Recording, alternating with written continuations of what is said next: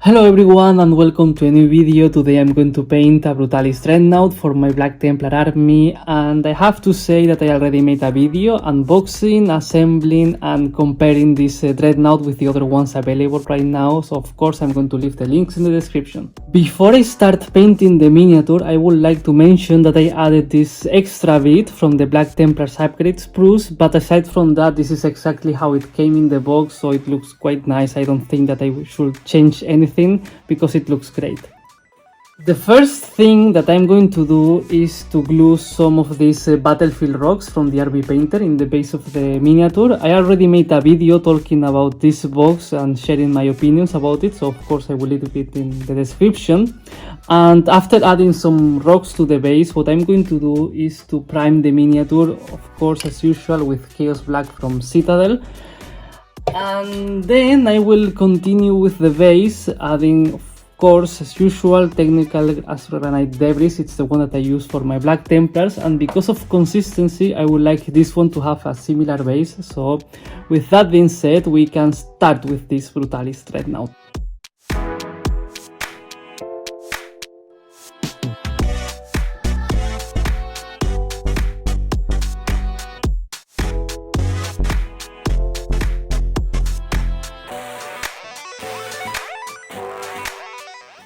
With every Dreadnought we have a clear definition between the outside parts of the miniature and the internal ones, and for example if we take a look at the box where this miniature came from, we can see a beautiful Ultramarines Brutalis Dreadnought, and of course the armored parts are painted blue, but the inside ones they are painted with some combination of black colors and some metallic colors.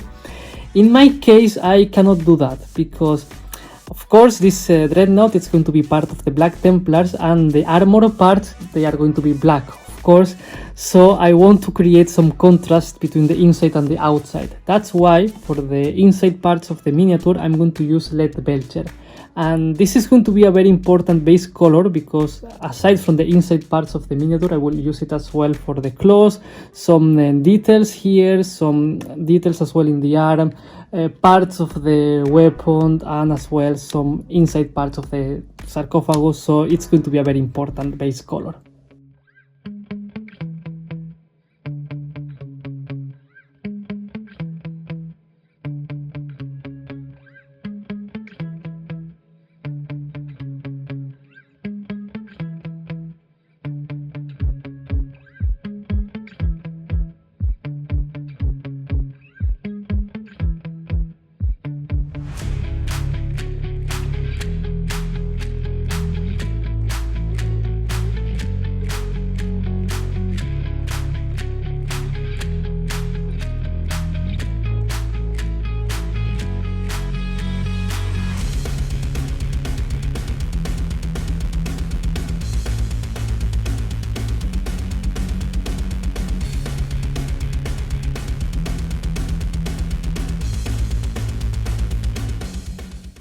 This is the contrast that I wanted to achieve between the outside parts of the Dreadnought and the internal ones, because we can clearly see that the inside parts it's quite shiny, it pops out, and the armor parts are also quite noticeable right now when we compare it with the inside.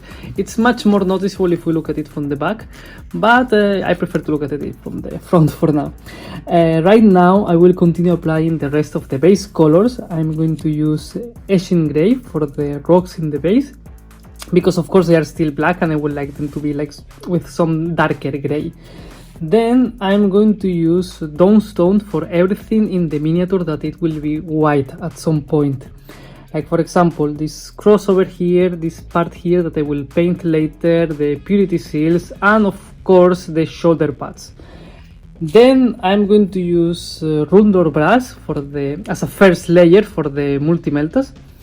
And finally I will use Corn Red of course for the purity seals as well, and for the weapons of the Dreadnought.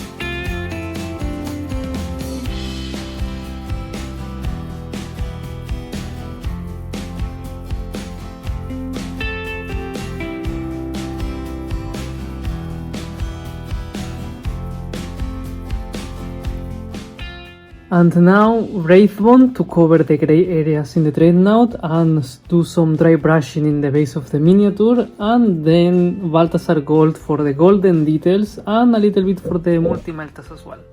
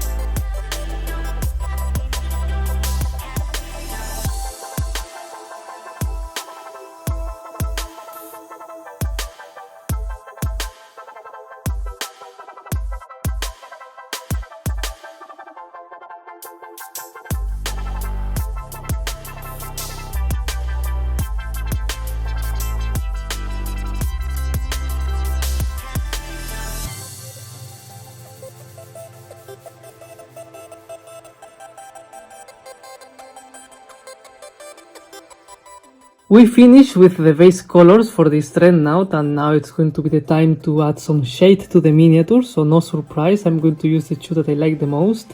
I'm going to use Nuln Oil for everything that has Lead Belcher on it. If it has Lead Belcher, I'm going to use Nuln Oil. Then I'm going to use Agrax Earthshade for the golden parts, purity seals, and also here where I will write something later.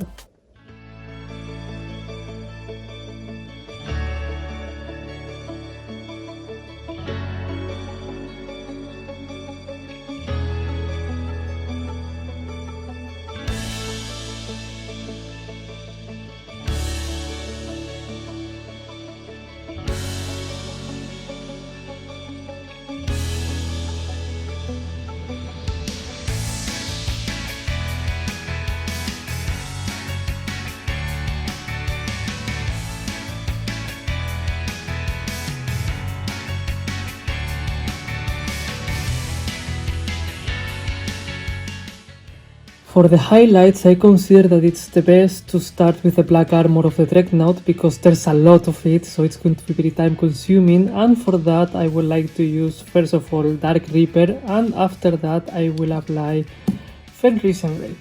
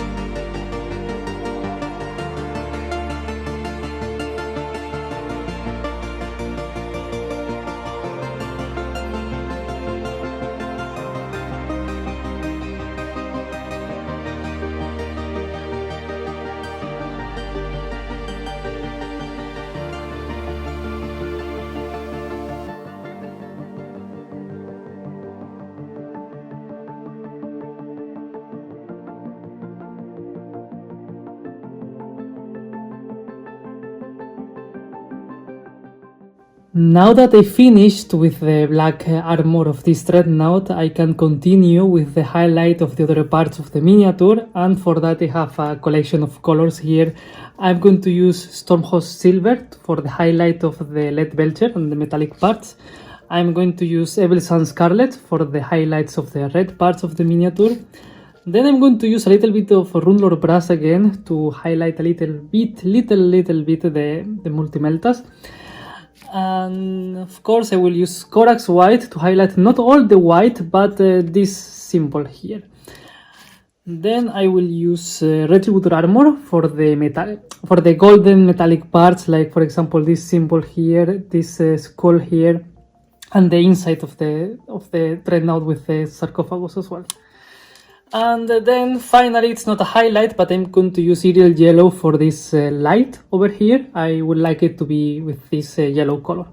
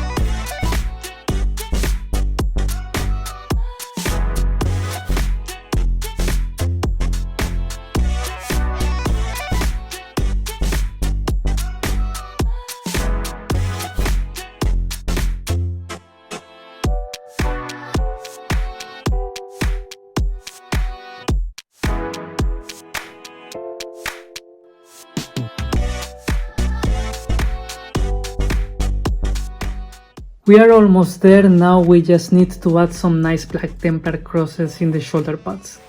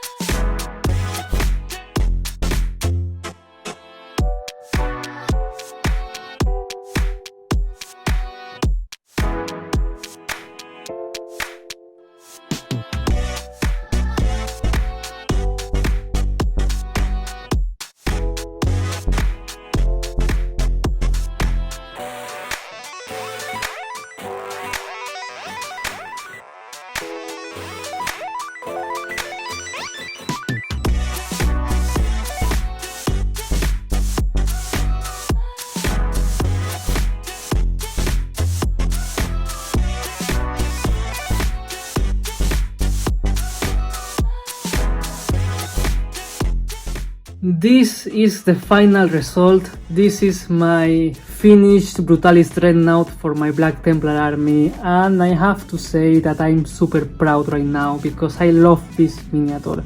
I mean, since the moment that this miniature was announced, I fell in love with it. I really loved the concept. I thought that it was super cool to have like this close combat Dreadnought. It looks quite nice. I really like the weapon on top. I like the meltas and the claws. They look fantastic. It's super scary, I have to say. It's not something that you want to have charging to you, so that's why I fell in love with it. I had to wait a lot for it, but finally here I have mine fully assembled and painted, ready to be part of my Black Templar army. I would love to know what you think about this miniature, so I invite you to let me know in the comments. And the only thing that I didn't say during the video is that I decided to write here "no fear." It's quite Black Templar thing. The only issue is that we have this claws of the kinda eagle looking like thing, and it's like covering the E a little, so it's like not super easy to see, but it's still readable, I think. Maybe we'll try to fix it a little bit later, but for now I'm happy with the result and I'm going to leave it like this. And of course, as always, if you are still here, please consider giving me a like and subscribing. Thank you very much for watching and see you next time.